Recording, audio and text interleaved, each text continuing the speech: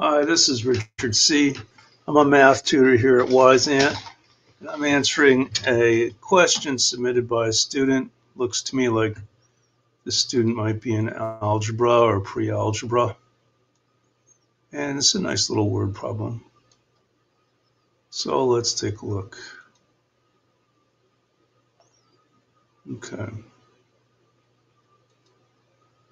So I'm just going to draw a diagram, which is often a good thing to do when you're dealing with a word problem. So she's riding for some period of time, and she travels a certain distance. This is ride.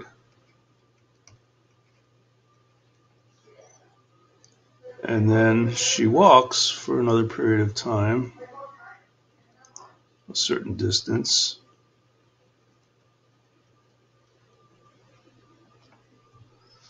And we're told that the total distance from here to here, from beginning to end, is 7.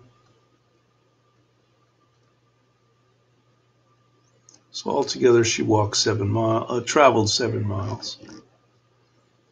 Okay, so she walked her bike 1 mile more than half the distance that she rode it. So let's say that's X.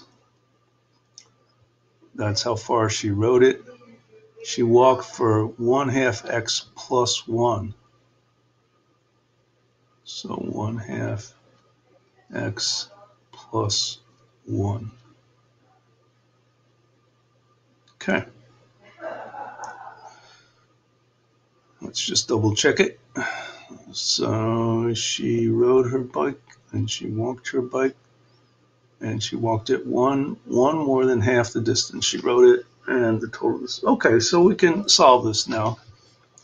Let me just change colors just to make it a little easier to follow.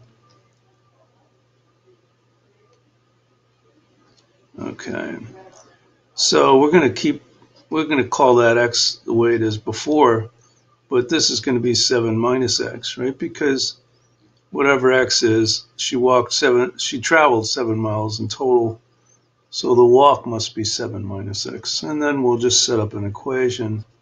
7 minus X is equal to 1/2 X plus 1. So let's go for it. So 7, let's see, I'll bring over the X. It's going to be 3/2 X equals 6. So 12 over 3 is equal to X. I'm just multiplying both sides by the reciprocal, 4 over 3. So, I'm sorry, 2 over 3. 2 times 6 is 12 divided by 3, so this is 4. So that means she rode for 4 miles, and she walked for 3 miles, which is, let's just double check, that's half of this first one, which is 2 plus 1 makes 3. So the answer here is walked. They want to know how far she walked, so the answer is 3 there. So it's not that easy to do this one. I think it's reasonable to ask for help on this. I think it just makes it a little easier to draw a diagram. Maybe you drew the first diagram, the first part of the diagram, and then you weren't sure where to go from there. This X and 7 minus X is a good idea to do it this way. Try not to introduce more variables than you need. We really only needed one variable here, which was X.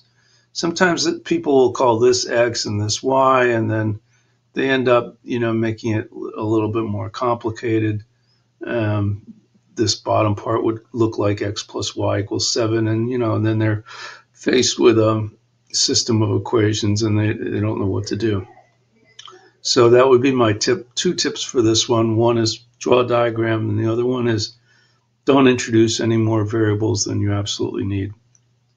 Okay, so that's it for this problem. I'll see you again next time. Bye-bye.